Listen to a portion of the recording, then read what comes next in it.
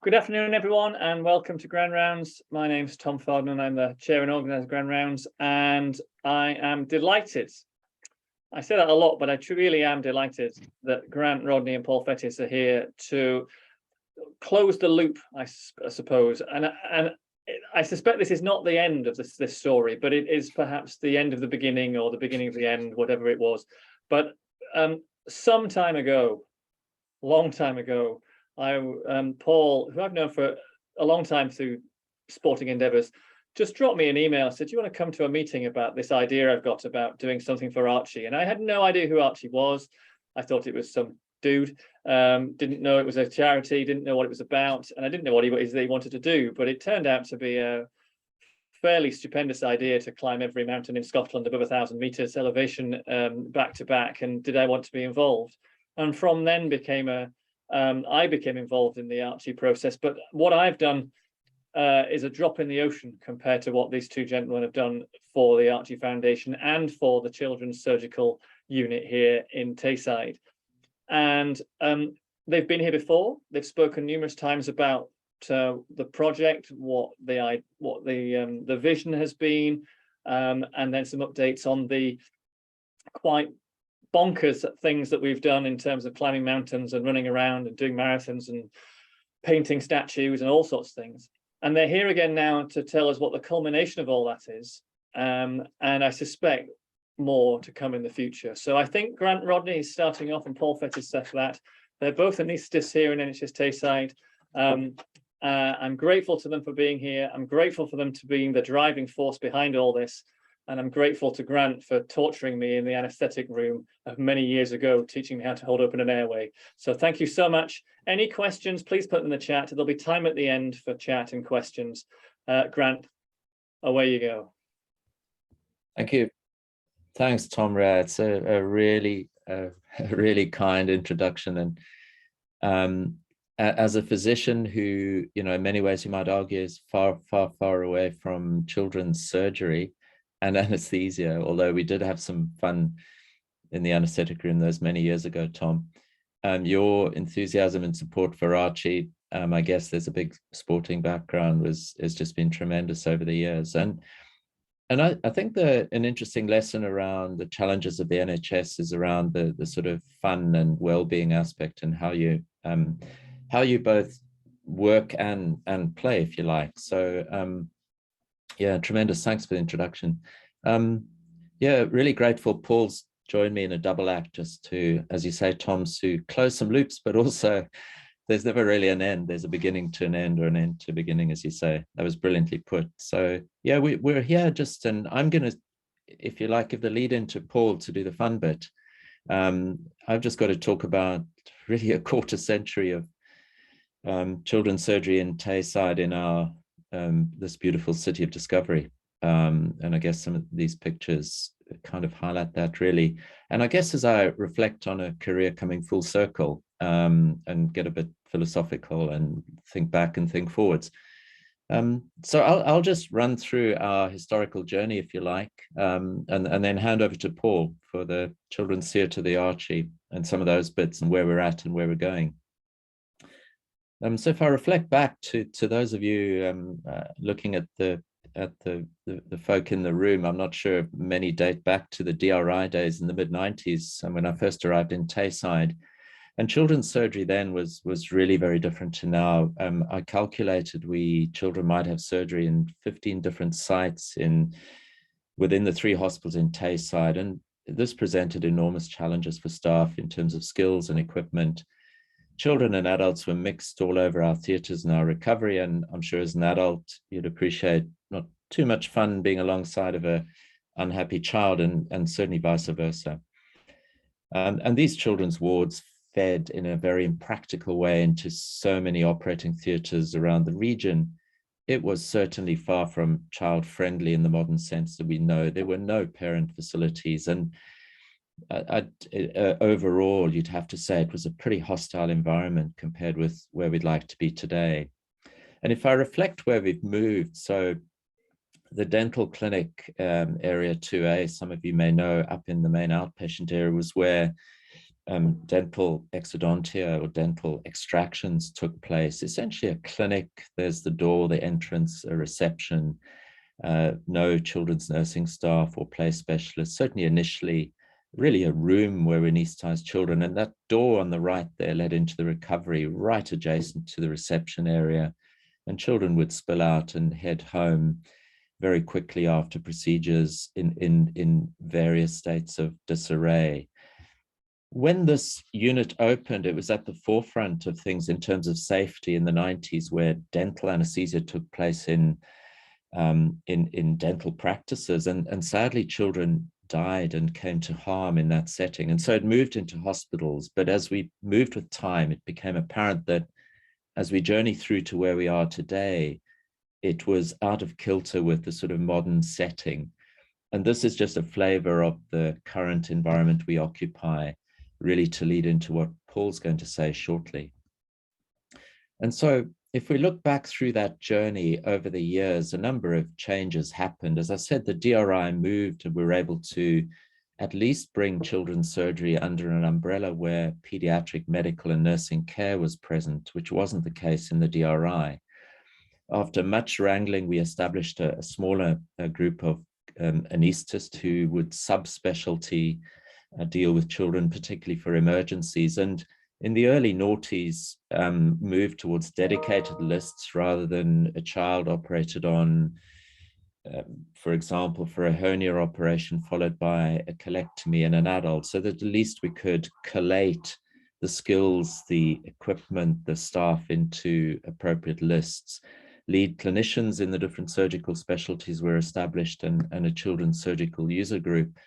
We were lucky enough to start to appoint some excellent surgical pediatric colleagues who continue to support us today with networked services into the south and into the north. And in 2004, we moved into a single dedicated children's theatre, that on Ward 30, which we've occupied from then until the current day, 22, when we moved into our twin theatres. Sorry, let me just move this slide. So that over those years, summarized in such a brief way, to effect changes involved a lot of organizing, and really it's a very complex hub and every little bit's important.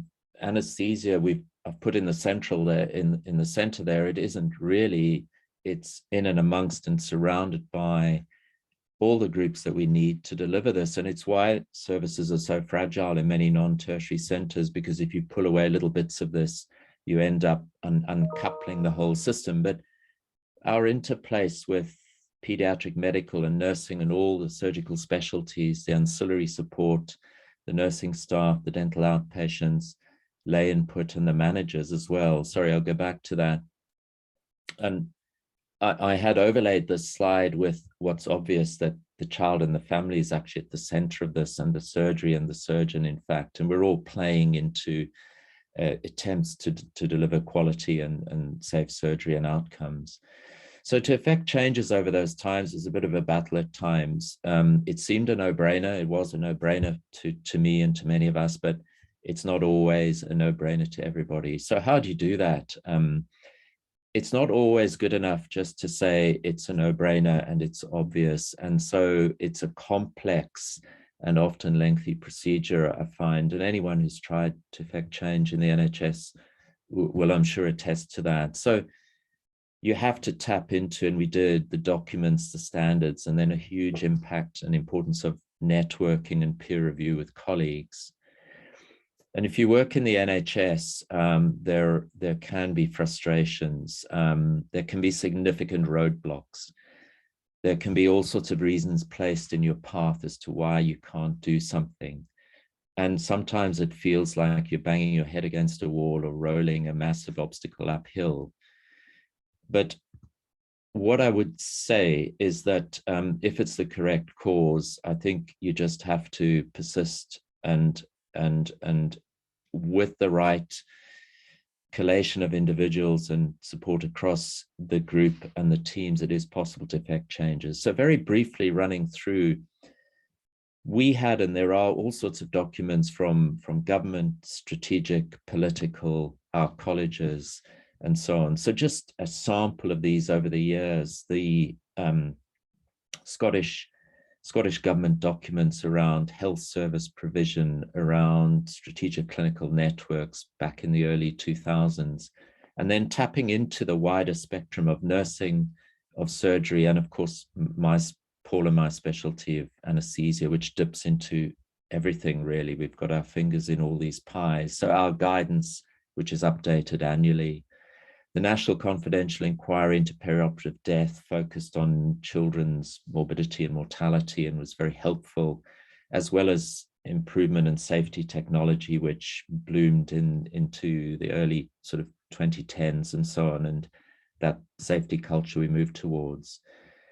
Briefly on networks, so valuable, and if you can establish networks with colleagues, with wider communities and groups in medicine, serves so many purposes around education, around social aspects, training, setting standards, having a voice and partnership. And our Scottish Paediatric Anaesthesia Network has been a fantastic informal collection of everybody from tertiary centres through to remote and rural.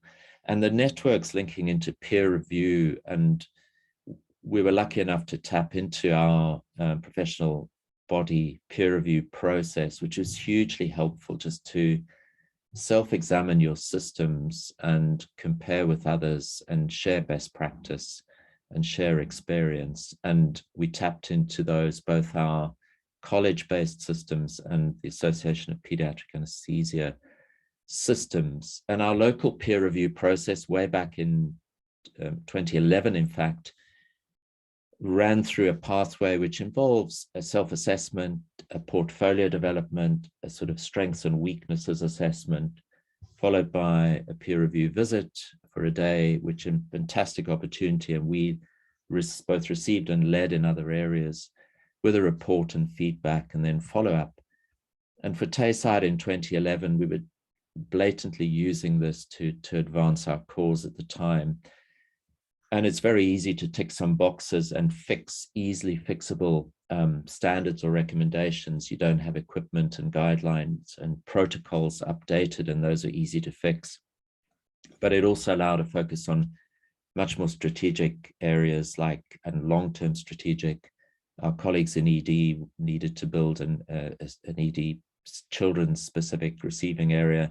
And for us, a big focus on moving from our single theatre, which only accommodated 50% of Tayside surgical children, into the idea of a twin children's theatre and ward facility.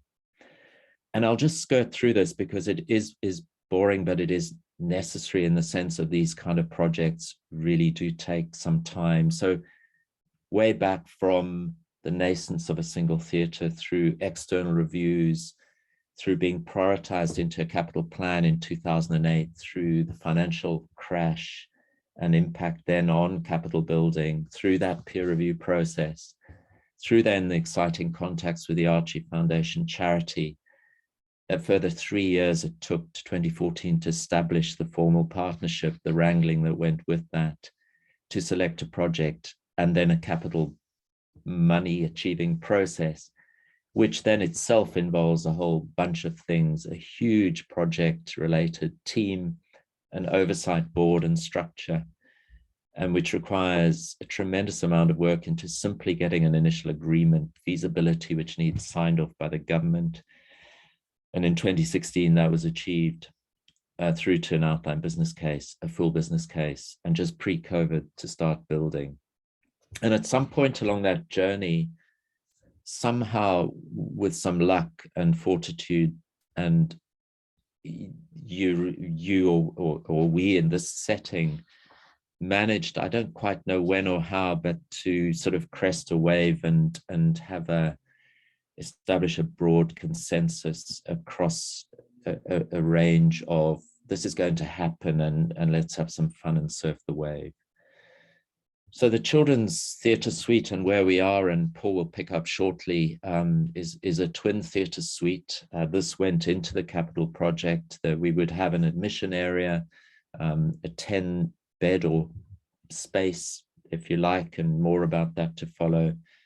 Some treatment rooms for procedures, some assessment rooms, but more widely than that, this allowed a co-location of our children's surgery and a much greater amount of that in one location, and also much closer to our children's inpatient, high dependency and outpatient and children's medical and nursery and nursing and ancillary colleagues. So that co-location and also then fundamentally sort of trying with our medical colleagues and others to support the concept of the Tayside Children's Hospital.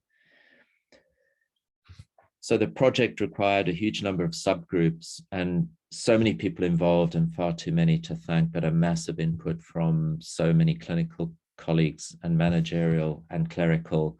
But just a small shout out to the sort of fun collaboration involved with that top picture. You can see representatives in the New Children's Theatre from the ARCHIE Foundation on the left, through Suzanne Scott, our wonderful artist, through the local architect, Kirk from RDA Architects, and the contractors, Balfour Beatty. And below, Kay Farley retiring and receiving a parting gift from Suzanne's wonderful artwork. And absolutely crucial and fundamental and almost impossible to do the project without her. Kay was instrumental in that, and oversight by Lorna Wigan as well as Chief Operating Officer. So it's been a long journey. It's not finished, as Tom says. It's kind of starting, and Paul will kick on. I love some of these old sayings and proverbs, if you like, from Africa, where I hail from. If you want to go fast, go alone, but if you want to go far, go together. I certainly think there's plenty in that. And that's where I will stop and hand over to Paul to pick up on the story. So I will stop screen sharing, if I can figure out how to do that.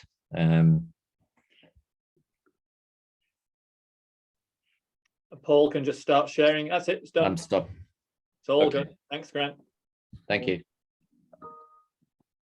Whilst we're waiting for Paul to share his screen and reappear, if you do have any questions or comments, then please do put them in the chat, and we'll get to them at the end. Although I think there will be time to turn your cameras on and ask questions in person. So we'll just let Paul start his thing. And there we go. All looks good from our end, Paul. Thanks very much. So you can hear me as well? We can. Wonderful. Okay, this is one of my babies. He's now 6'1" and currently doing a ski season in Whistler.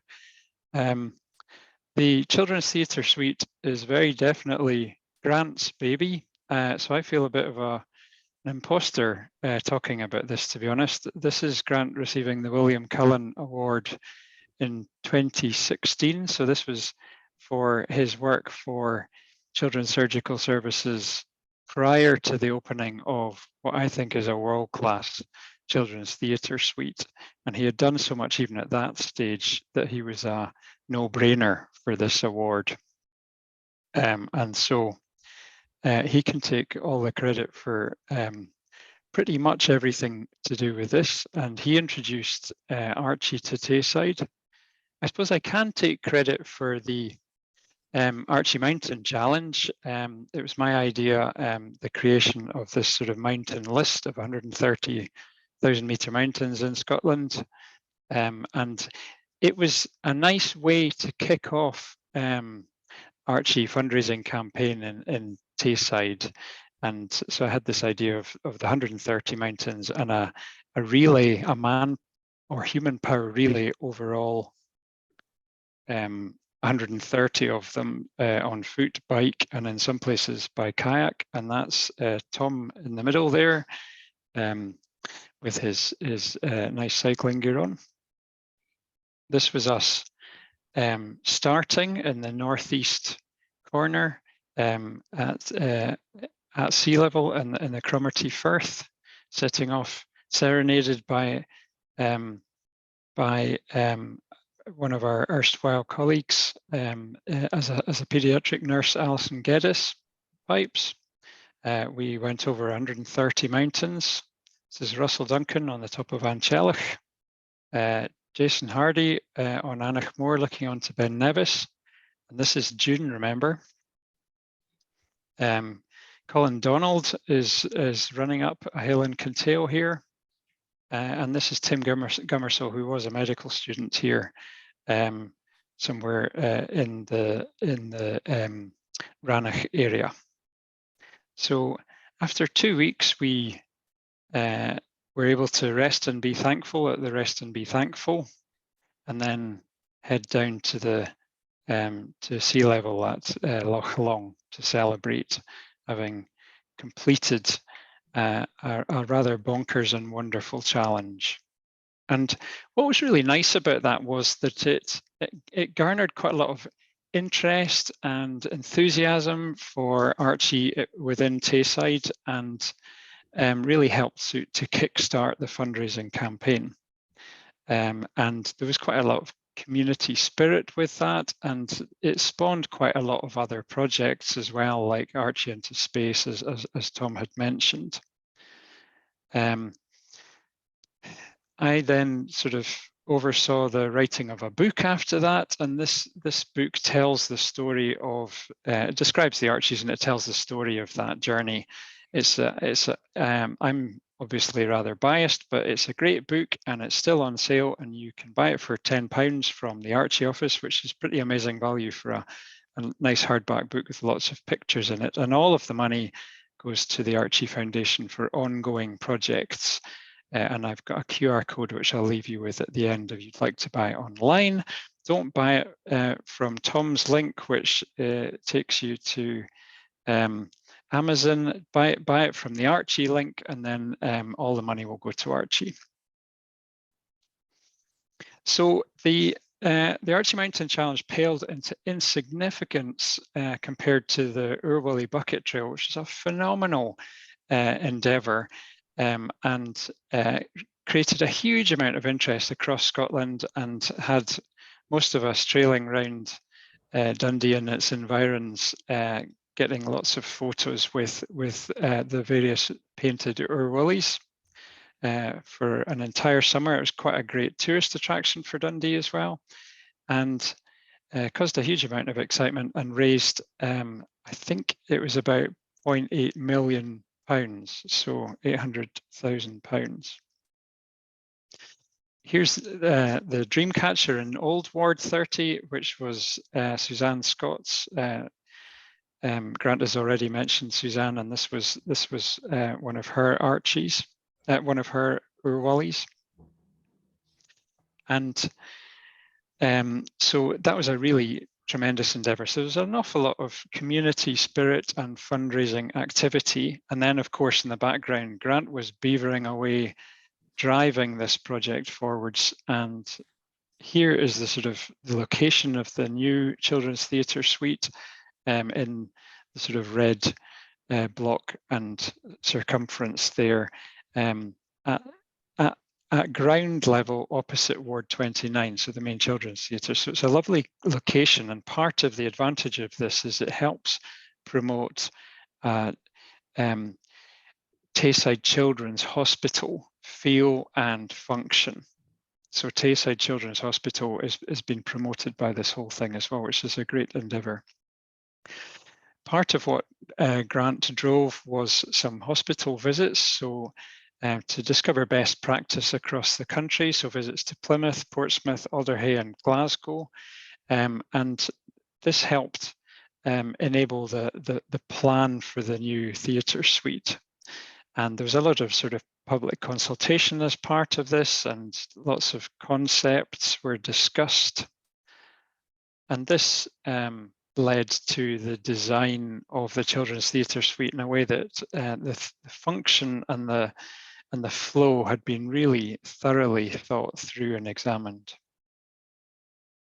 There were also some engagement workshops, both for staff, but also for students and for members of the public as well. So this is an invitation to one of these. And at these workshops,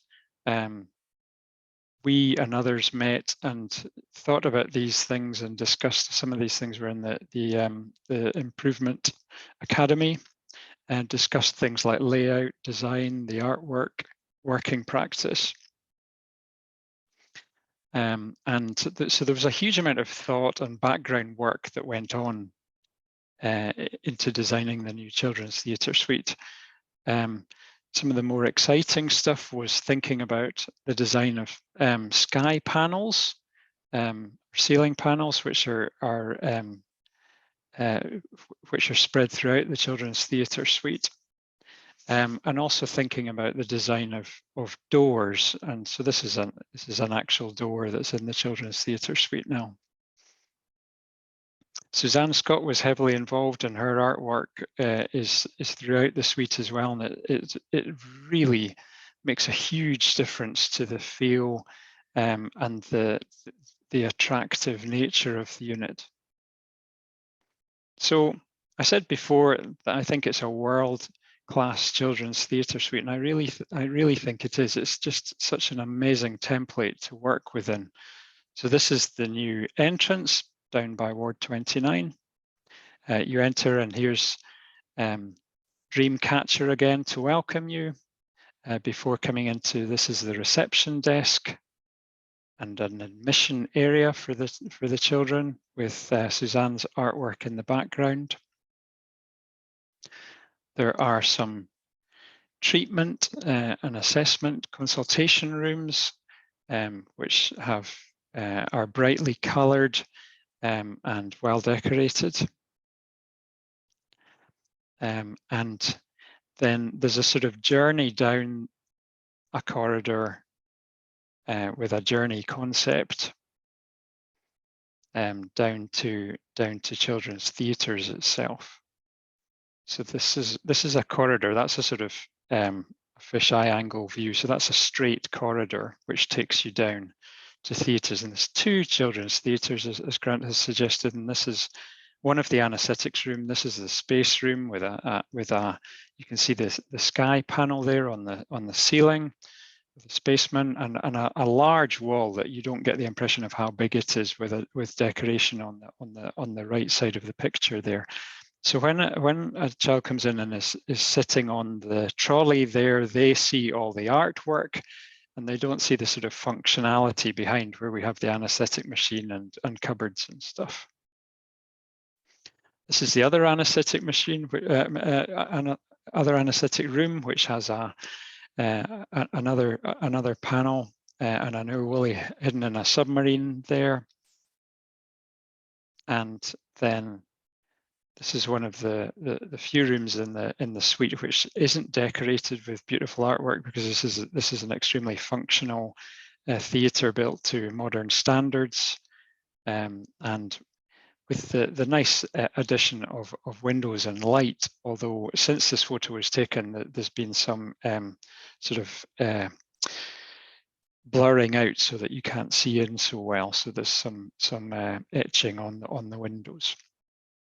Then after theatre, the children are taken out to this ward, which has a beautiful sort of Star Trek nursing station in the middle. And again, you can see there are several sky panels here.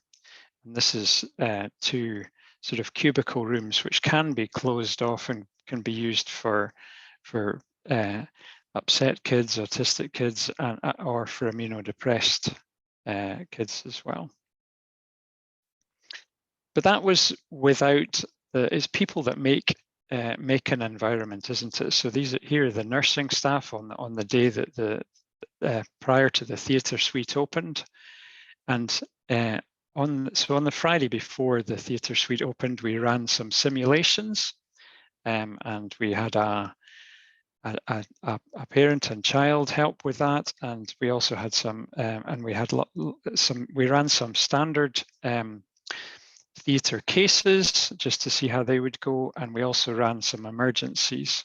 So this is in the actual theatre itself, and we had some emergencies in the recovery area as well.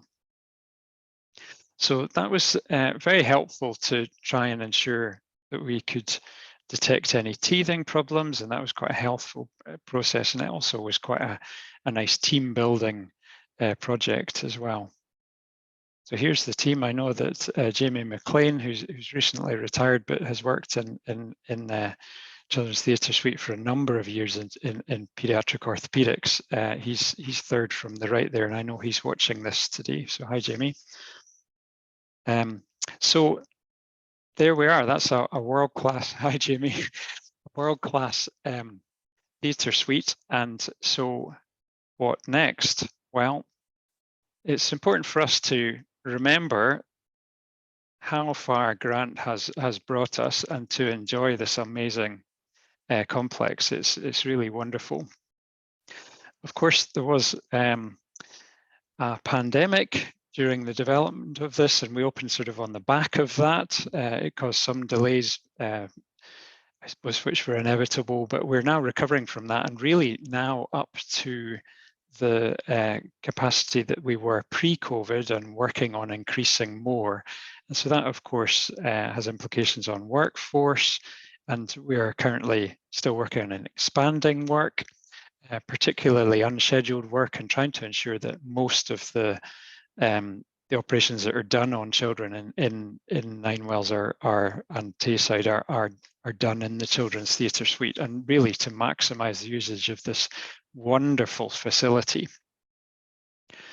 We need to continue to work on quality improvement and audit. There's work to be done on pre-assessment, and work to be done on going more electronic and paperless and bringing ourselves into the 21st century. So this is a Piota app, which we are promoting for use for all the families that come into the unit. And it has a huge amount of information on it. This is, for example, the Welcome to Ward 30 page, and you can see on there the sort of infographics with meeting the team and the role of play in the hospital, and also a let us show you around tile that you can click on, and that has several photos of it, but there's also a virtual ward tour where you can tour the whole area through a Matterport program, which works really well. And I've had kids comment on this and say, "Oh, remember when I saw this on the tour?" There's a huge amount of information. There's stuff on the day and sort of infographics of risk and consent, and videos about going off to sleep. And there's also information on surgery as well, obviously. There's also, so that's the Piota app, which we're promoting. We're also working on anaesthetic pre-assessment, and this is an example of a health questionnaire that we have set up and ready to go. And we're driving towards pre-assessment for all children, which currently doesn't happen. It's a sort of bespoke service at the moment that I run, but the plan is for all children to be pre-assessed, and that's going to be a nurse-led process, and that's pending and due to be launched very shortly.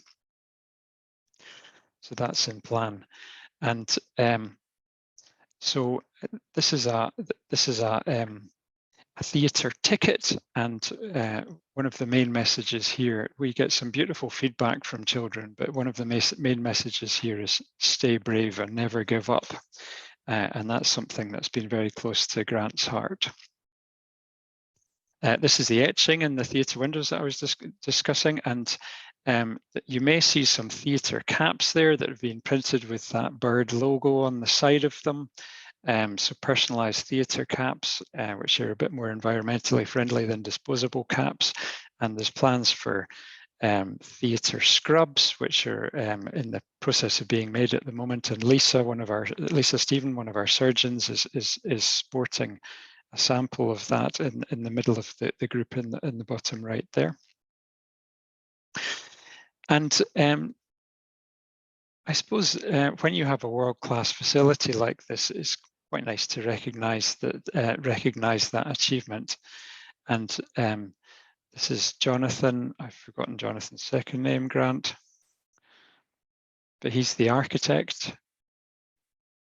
And Jonathan Milne, of course, yeah, Jonathan Milne, and he and so the theatre suite was awarded an NHS Scotland theatre design award, and this is Jonathan Milne collecting that. It's rather nice that Suzanne Scott also won an award, partly off the back of this. So she won a Scottish Influencer Award. Who thought there was such a thing? I had no idea, but she won the Visual Influencer Award, which was lovely to hear about. Donald Campbell has won an Unsung Hero Gold Award. I would like to think that's not really off the back of the Children's Theatre Suite, because Donald has been doing a huge amount of work for a number of years, but it's another award that has just been given. So it's lovely to see that too. So well done, Donald. And we're still going. So there were workshops before, but there is another workshop tomorrow, because what we want to do is try to make the most of this facility. I think we're doing a wonderful job so far, but things can always be improved. And so we're having a workshop tomorrow to discuss how we can really optimize our processes and our flow and make the most of this wonderful design. So that will be happening tomorrow. Oops. And so that's really Children's Theatre Suite. Some of you may have been involved in On Top of Scotland, which happened on the 4th of June in 2022. That was kind of off the back of the Archie Mountain Challenge. And what happened was we summited all 130 arches. We had 500 plus people all over Scotland going up all of the arches in one day. Here's a big group from Aberdeen, which was wonderful to see, on top of Cairn of Clace, which is up Glen Shee way. And we enjoyed fantastic weather. It was a wonderful day. That raised the original Archie Mountain Challenge and book raised over £50,000, and On Top of Scotland raised over £35,000. And none of that money needs to go to the Children's Theatre Suite. It can be up for ongoing projects because the theatre suite's already built. So there are projects pending for decoration of Ward 29, which is a great facility, but it looks just a little bit shabby in comparison to the new Children's Theatre Suite now. And Grant had already mentioned about a children's area within ED, the emergency department, and so there's plans afoot for that, and money from this sort of thing and other fundraising initiatives can go towards that. There's a fundraising big band ball, and I was going to promote that and say if you're interested you could buy tickets, but I gather it is now sold out.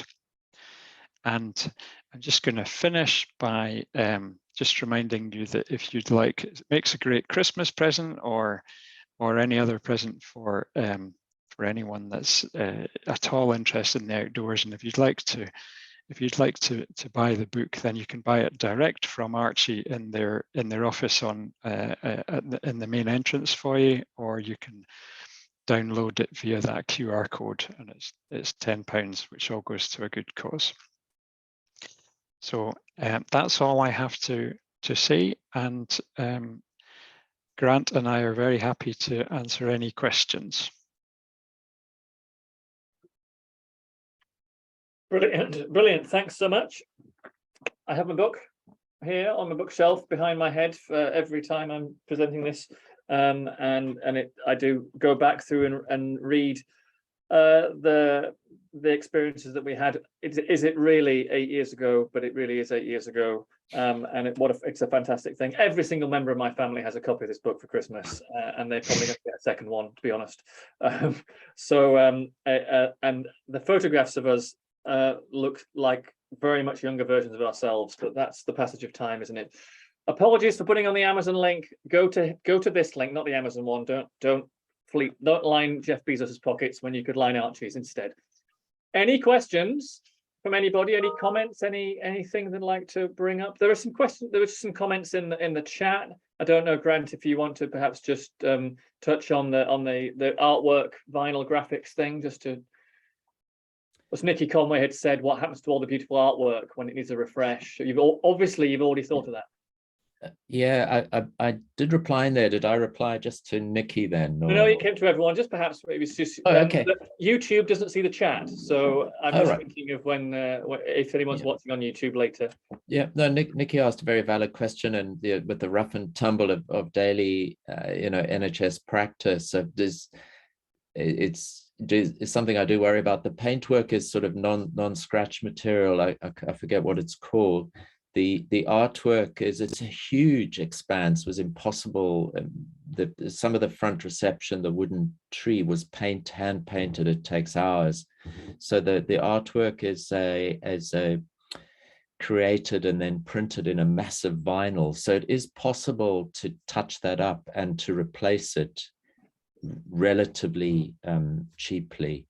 I guess the longer term question is where are we in, beyond our time, in 5 years, in a decade, in whatever, when your images, when the entirety of the images become out of date. And I just don't know. We haven't even thought about that. But that's my thoughts. And someone else, Kevin, asked about, we in the original selling of this, there was a neat sort of concept graphic where you had a virtual fish tank and a child could tour down the corridor with, just sort of touching the side wall, really, and following the path of turtles and fish swimming towards the operating theatre. Very much a concept thing, never translated into practicality and from a cost point of view as well. Thanks, that's really helpful. I'm going to come to Jamie in 2 seconds, but I'm going to do a little preamble, which picks him up somewhat.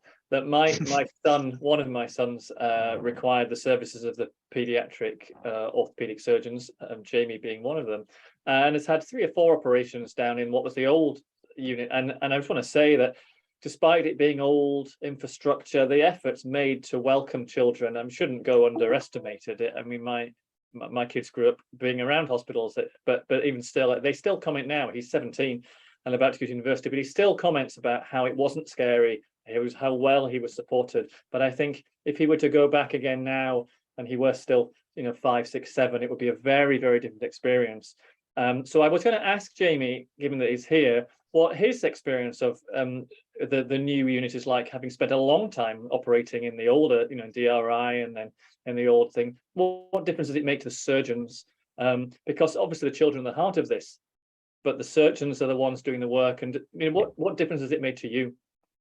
Oh, it's fantastic. I mean, I would reiterate Paul's comment about it being world class. I mean, I've through my career been to various places, worked in various parts, visited specialist children's hospitals, and it really isn't, it isn't matched by anywhere I've visited, in a number of different countries. So I mean, the first thing is hats off to Paul and Grant. They've achieved so much in such a difficult environment, and thank goodness they managed to get it done when they did, and when they weren't looking at trying to do it now. But to answer your question, it's fabulous. It really is. The whole setup, when you come in and you meet the parents, you meet the children. Sadly, I only had a few lists, although I've got one or two guest appearances still to come. But when you meet the children preoperatively, they're distracted, they're comfortable, they're happy. The nursing staff are, as they always are, are great, but they've got a much nicer environment. And then the anaesthetic room, as you've seen, is fabulous. And then working in it, it's great. There's so much space. The 2 major things are space and natural light. I think that counts for an awful lot when you're spending the whole day somewhere. And the equipment is state of the art. Yeah, it's great. I'm very envious of Donald having most of his career there. But it's fabulous. So I'm very happy and confident, and especially knowing all the staff there. that my grandsons will be well looked after. Absolutely. Then the medical side of paediatrics, obviously massively involved in this in terms of support, and I know lots of the paediatric colleagues were involved in the money raising stuff. I'm just looking through the list of people. Maybe I can just flick to Nikki Conway, one of our paediatric colleagues. What impact has this had on the medical side of things? Because you interact obviously with the surgeons a lot. Has this made a big difference to you? There he is. Hi, Tom. Yeah, sorry, you caught me reading the Archie's book. I'm sitting in the study here, and I've brought it off the shelf. It's engrossing. Personally speaking, I don't have a great deal of interaction, but I know that from the junior staff in the ward, it's very much appreciated. Just co-located in terms of being able to go between the areas, and it seems there's a lot more communication between the different nursing staff as well.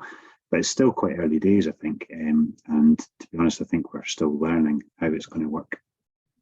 Yeah.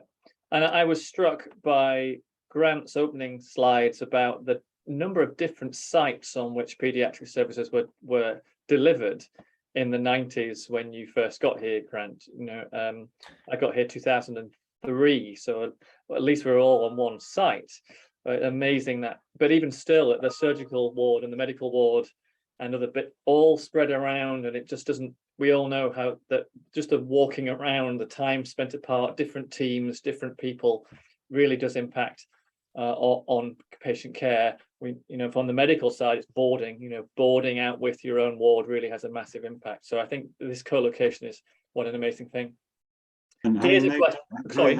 Having had a minute to think about it as well, I think also perhaps in the bigger picture, it's a good example of how you can aim big, and it's quite inspiring actually, and it's something that we don't do very well. We grumble quite a lot and we don't do anything about it, and it's quite inspirational to see that this has actually come to fruition, and it's maybe something that we should all sort of allow to inspire us in future. Absolutely. A question has popped up in the chat. And I know Paul's already answered in the chat, but I'm going to ask him to say it so the YouTube channel can hear. So when is the next Archie Mountain Challenge, and what are we planning on doing? So my response to that was, haha, people keep asking that, and I've done my bit. The 2 challenges were a huge amount of work, and I have a day job.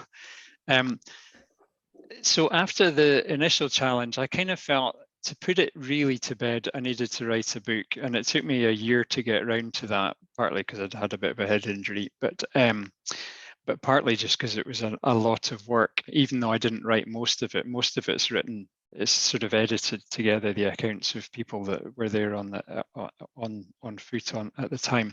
But the book was a huge amount of work. The initial challenge was a huge amount of work, and the second challenge, all the Archies in one day, was a huge amount of work as well to coordinate it. I have no intentions of repeating it, although someone said, would you do it again in another 5 years? And I'm like, oh, I don't know. I hope not. We'll see. There was chat once we finished, because I think the plan was we thought we'd get it done in three weeks, 3 a bit, and it was done in just over 14 days, which of course immediately, rather than saying what an amazing job, everyone starts thinking, well, how much quicker could we do it then? And could we do it in 10? And occasionally on a long bike ride, some of us chat about whether we could, how quickly could we really do this thing? But maybe it's for somebody else to spearhead the challenge, because you've certainly done your bit, Paul, and we all have a huge amount of admiration for the effort, time that you put into organising. Even just those 2 things is not to be underestimated. How much effort you put in, it's really amazing. And it is your day job. You're a paediatric anaesthetist in there working, doing all this stuff as well. So amazing work. Thank you so much for inviting me to that meeting. 9 years ago, so I got to be involved in it. So yeah, thanks so much. Right, I don't think there's any more questions. I will tell you that next week, Pascal Scanlon and Andrew Thompson from the primary care team will be talking about, this is the title they've given me, pharmacy teams and prescribing in primary care. I'm not certain what they're going to be talking about, but it sounds intriguing and interesting. So do tune in next week. And then we have another QR code. So we've got the QR code that to go and buy the book directly from Archie. And if I can just make my computer work, we have a QR code now so that you can register that you've been here today, and then you can download a certificate that says you've been here today to put in your portfolio or to keep for your records and put on your wall. And it also saves onto a spreadsheet, so I know who's been, and I can keep a record of whether people are watching on YouTube, they're doing it in person. It gives us some idea of how to improve Grand Rounds and change the program as time goes forward. So you can scan that on your screen right now. It takes you to a form on Teams, I think. You can fill it in, put in the information, and you get a certificate emailed to you within a minute or so, and it comes onto my spreadsheet. You can use this if you look at a previous YouTube video of a Grand Round from the past. Use the same QR code, and we will trust you that you have watched it, and it goes onto your record. So please do use that. That's it for today. Thank you, Grant. Thank you, Paul. Thank you to every single person who has either raised some money, jiggled a bucket, walked across a mountain, cycled up something, run around something, been to a ball, advertised anything, been involved in any of the Archie stuff, the development of all this work. Thank you so much. And I will see you all next week. Thanks, Tom. Thanks, everyone. Yep, thanks, Tom.